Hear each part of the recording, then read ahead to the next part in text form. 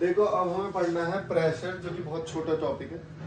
Pressure का पहले basic formula सीखते हैं। Pressure is nothing but the force per unit area. जो भी किसी भी चीज पे फोर्स लग रहा होगा उसको हम लोग पर यूनिट एरिया से निकाल देंगे, पर यूनिट एरिया से डिवाइड कर देंगे और हमारा क्या आ जाएगा, प्रेशर आ जाएगा। तो पहले मैं एप्लीकेशंस बता देता हूँ आपको कि क्या है।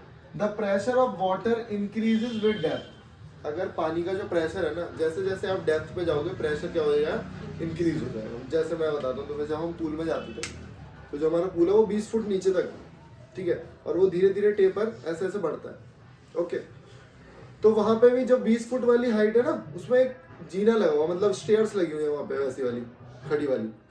तो जब हम उन स्टेयर्स को पकड़ के नीचे जाते थे ना, तो जब लगभग लगभग 15 फीट पे पहुंच जाते थे हम, तो इतना ज्यादा प्रेशर फील होता था कि मतलब बहुत बेचैनी होने लगती थी, तो तुरंत एकदम ऊपर आ जाती थी बॉडी। अगर आप छोड़ भी दोगे ना तो बॉडी अपने आप ऊपर आ जाएगी। वो भी बताऊंगा ऐसा क्यों होता है, ठीक है। ओके, तो जैसे जैसे हम नीचे जाएंगे वैसे वैसे क्या होगा, प्रेशर ज्यादा होगा, पानी का प्रेशर बढ़ेगा। तो dams is made much thicker. तो मोस्टली जो डैम होते हैं ना, अगर आप इस तरीके से क्रॉस सेक्शन देखो तो डैम इस तरीके से होते हैं। लीजिए, इधर भी पानी है और इधर भी पानी है, ठीक है। तो इधर तो सारा पानी रोक लिया है, अब इधर चैनल होंगे जो थोड़ा थोड़ा करके पानी वो निकलेगा। तो नीचे क्या है, दिख रहा है ना आपको कितना ज्यादा ब्रॉड है, क्योंकि प्रेशर नीचे बहुत ज्यादा होगा। ओके, उसके बाद at high altitude where the atmospheric pressure is less. ऊपर जब हाइट पे जाते हैं ना, तो एटमॉस्फेरिक प्रेशर धीरे धीरे कम हो जाता है, क्योंकि गैसेस जो है, ऑक्सीजन जो है बहुत ज्यादा कम है।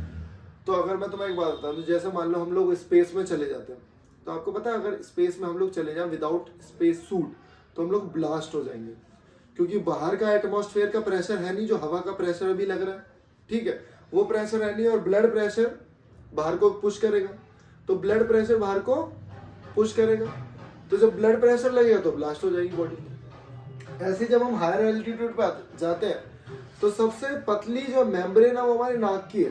नाक की झिल्ली जो है वो सबसे पतली है। जो जैसे हाई एल्टीट्यूड पे जाते हैं तो वो क्या हो जाती है, लीक हो जाती है, फट जाती है, तो खून निकलने लगता है नाक से। या अगर आपके कोई थप्पड़ भी मार दे, तो यहाँ गाल पे अगर थप्पड़ पड़ा बहुत तेज की, या पंच पड़ा, तो क्या होता है, यहाँ का ब्लड फ्लो इधर को प्रेशर लगाता है, तो इधर को प्रेशर लगाता है तो नाक से वो खून निकल जाता है। Got my point? तो ये अब प्लेन तो स्ट्रेटोस्फेयर में उड़ते हैं, तो स्ट्रेटोस्फेयर में प्लेन उड़ते हैं तो वहां पे भी एयर प्रेशर कम है, और अगर ज्यादा वो एयरक्राफ्ट और ऊपर जाएगा तो और प्रेशर कम हो जाएगा। तो उसको मेंटेन करने के लिए क्या होता है, एयर सकर्स लगे रहते हैं, एयर सक्शंस लगे रहती है वहां पे, तो एयर को वो उधर डाल देते हैं उसको मेंटेन करने के लिए, ठीक है ना। तो ये काम होता है।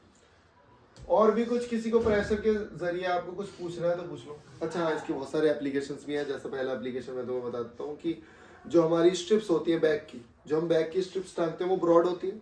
तो ब्रॉड इसलिए होती है कि अगर वो पतली होंगी तो प्रेशर ज्यादा लगेगा, क्योंकि एरिया क्या है, कम हो गया।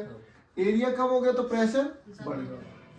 अगर आपने हील वाले शूज पहन रखे, हील वाली स्टेलेटोस पहन रखे, सैंडल्स पहन रखे, तो उसमें क्या होगा, पॉइंट पे प्रेशर पड़ रहा है तो प्रेशर ऊपर लगेगा, तो ज्यादा देर पहन नहीं पाते वो चीजें। अगर फ्लैट है तो आप आराम से ज्यादा देर तक पहन सकते हो, ठीक है। अब जैसे कोई बकेट है, बकेट का अगर हैंडल ब्रॉड है तो आप उसे आराम से पकड़ सकते हो।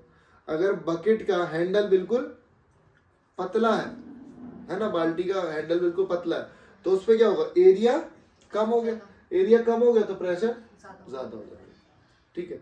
ऐसे ही हम लोग रेत में नहीं चल पाते, क्योंकि हमारे पैर की जो एरिया है वो कम है, लेकिन ऊंट के पैर का जो एरिया है वो ज्यादा है। ऊंट का पैर बिल्कुल ऐसा होता है, ठीक है ना। तो ऊंट के पैर का एरिया क्या है, ज्यादा है, तो प्रेशर कम है, तो इसीलिए वो अंदर नहीं धंसता और हम लोग अंदर धंस जाते हैं। तो ऐसी बहुत सारी एप्लीकेशन है, बहुत सारी एप्लीकेशन जिससे हमें पता लगता है। अच्छा एक चीज एक और बताता हूँ, एक टॉपिक होता है स्ट्रेस कंसंट्रेशन।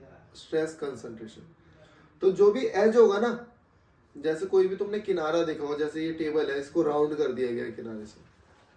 सीढ़ी का किनारा होता है, उसको राउंड कर दिया जाता है, अगर राउंड नहीं करेंगे तो टूट जाएगा। तो वहां पे ना एज है, वहां पे क्या है, एरिया बहुत कम है, तो एरिया बहुत कम है, जिसकी वजह से स्ट्रेस कंसंट्रेशन ज्यादा होता है, इसीलिए टूटने के चांसेस ज्यादा होते हैं, इसीलिए एज जो है हमेशा टूट जाती है।